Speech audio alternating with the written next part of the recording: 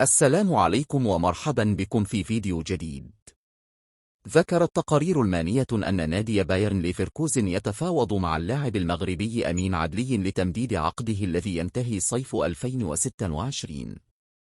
وأفادت صحيفة بيلد أن المدرب تشابي ألونسو يسعى للحفاظ على الدولي المغربي ضمن كتيبته، حيث يدخل اللاعب في حساباته ومخططاته. يشكل أمين عدلي أحد الأسلحة الهجومية للفريق الألماني، وأثبت إمكانياته في الموسم الكروي، حيث أحرز ثنائية الدوري وكأس المانيا. ورغم عدم انتظامه في المشاركة كرسمي، إلا أن أمين أظهر فعاليته وأصبح إضافة مهمة للفريق الألماني. انضم اللاعب المغربي إلى بطل البوندسليغا في صيف 2021 قادما من تولوز الفرنسي بقيمة 7.5 مليون يورو. أشاد مدرب غلطة سراي بالمؤهلات التي يتمتع بها حكيم زياش، مؤكدا أنه يمكنه اللعب خلف المهاجمين. وقال المدرب: زياش يتمتع بشخصية جيدة، لقد بدأ معنا بشكل جيد ولكنه تعرض لإصابة مع المنتخب. وأضاف أن زياش عاد بلياقة جيدة ومستعد للعودة لمركزه. وأشار المدرب إلى أن زياش يمكنه اللعب في عدة مراكز، بما في ذلك خلف المهاجمين. كما أشارت صحيفة أمسبورت التركية إلى تعافي زياش من الإصابة التي لمت به، حيث أظهرت الفحوصات أن ظروفه الصحية مهيئة لعودته للتدريبات. تفاعل اللاعب إسماعيل بوعوف مع الظهور الأول له رفقة المنتخب المغربي بعد تمثيله سابقا للفئات السنية للمنتخب البلجيكي. كتب المدافع عبر انستغرام أنه سعيد بمشاركته الأولى.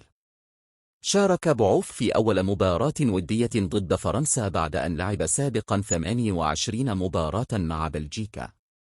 عقد بوعوف مع ناديه يمتد حتى صيف 2026.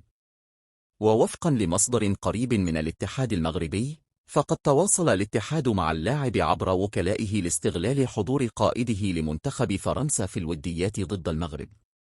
وأكدت المصادر أن اللاعب ينحدر من والديه المغربيين، وقد وضع مرارا ضمن قوائم المنتخبات السنية المغربية، لكنه منح الأولوية لمنتخبات فرنسا. ومع ذلك قد تكون الأمور مختلفة كما حدث مع إلياس أخومش الذي واجه المغرب مع إسبانيا. ولم يتم الحديث مع بوعوف حول ودية المغرب وفرنسا، لكن اللاعب يحلم بتمثيل المنتخب المغربي. يمتثل شادي رياض مدافع نادي كريستال بالاس الشفاء من إصابة تعرض لها قبل شهرين. وكان شادي قد أصيب في أغسطس بعدما شارك في مباراة كأس رابطة المحترفين الإنجليزية، مما تسبب في غيابه لفترة طويلة. وأشارت تقارير إلى أن شادي سيبدأ هذا الأسبوع مرحلة الركض بعدما باشر التدريبات الفردية. وقد تجاوب شادي بشكل إيجابي مع البرنامج العلاجي، وقد يعود في مدة أقل من المتوقع، حيث تم التأكيد على أن غيابه قد يصل ل3 أشهر. ويرجح أن يعود إلى التدريبات الجماعية نهاية الأسبوع المقبل. يذكر أن شادي غاب عن المنتخب منذ مباراة الغابون بسبب الإصابة، وانتقل إلى إنجلترا بعقد يمتد حتى يونيو 2029. ازدادت قيمة عبد الصمد الزلزولي بالنسبة للمدرب بيليغريني، حيث أصبح رقما صعبا في معادلة خط الهجوم. وستزداد قيمته بعد تألقه مع المنتخب المغربي، حيث سجل هدفه الأول خلال المباراة الأخيرة أمام إفريقيا الوسطى. يرغب بيليغريني في منح الزلزولي قسطا من الراحة بعد فترة التوقف الدولية، لكن قد يجد صعوبة في ذلك حتى لا يحد من حافزه. لم يعرف بعد ما إذا كان سيتم منح الزلزولي الراحة أم لا، وقد شارك في جميع مباريات بيتيس هذا الموسم.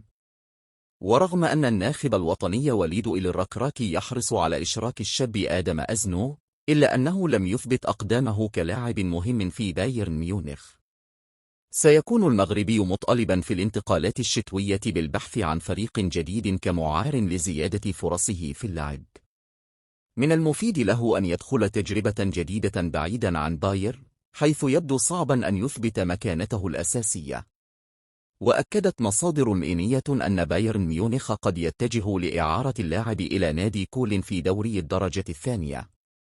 يقترب نادي بولونيا من استعادة جميع اللاعبين المصابين باستثناء أسامة العزوزي، وقد يحتاج العزوزي إلى مزيد من الوقت، حيث يعاني من إصابة على مستوى الركبة أصيب بها خلال دورة الألعاب الأولمبية بباريس.